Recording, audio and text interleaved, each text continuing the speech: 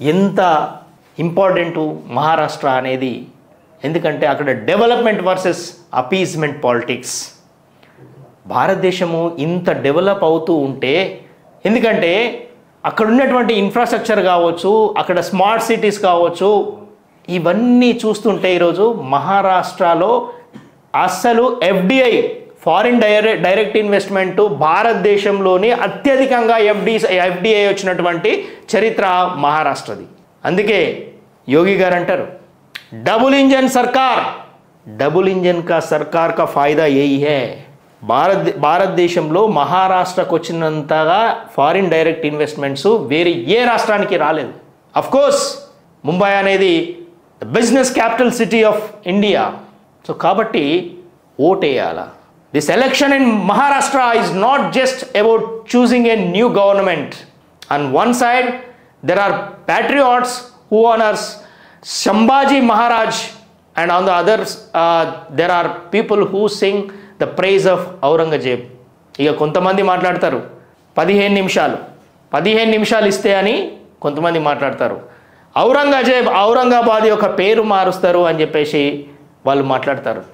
మనకు చరిత్ర తెలుసు కదా, ఈ దేశం ఈ గడ్డ అంటే ఒక్కసారి పరిపాలన చేయంగానే అంత మీదైపోతుందా?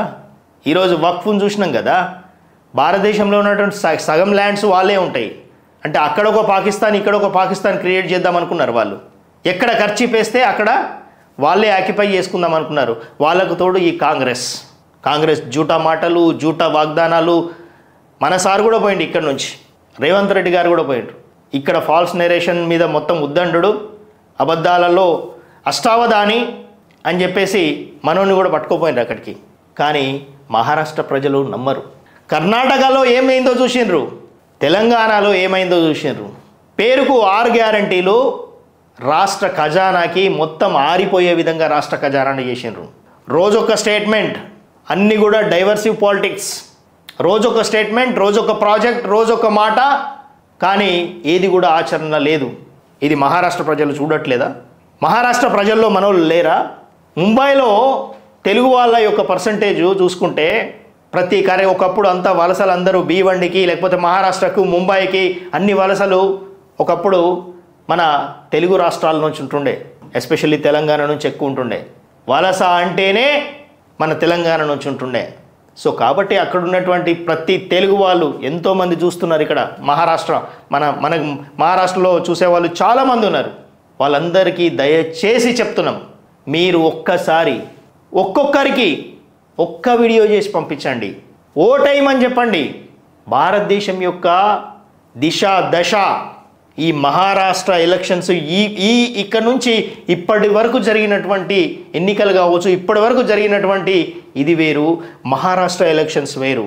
మన దేశ పురోగతిని 2nd గేర్ నుంచి 3rd గేర్కు వేస్తుంది. ఇప్పుడు 3rd గేర్ నుంచి 4th గేర్కు వేసేటువంటి ఎలక్షన్స్ మహారాష్ట్ర ఎలక్షన్స్. ఇక్కడ నుంచి మన భారతదేశంలో మరి భారతీయ జనతా పార్టీ కావచ్చు, మన ప్రియతమ ప్రధాని తీసుకునేటువంటి నిర్ణయాలు వేరే విధంగా ఉంటాయి. ఇటు యువతకు కావచ్చు, అన్ని వర్గాల వారికి ఉపాధి విషయంలో కావచ్చు, అన్ని రకాల లబ్ధి చేకూరేటువంటి స్కీమ్స్ కావచ్చు, మన దేశం గతిని మార్చేటువంటి కొన్ని విధానాలు మనం చూడబోతున్నాం. So all the best. So అందరూ ఓటేస్తారని నేను భావిస్తూ, సో నెక్స్ట్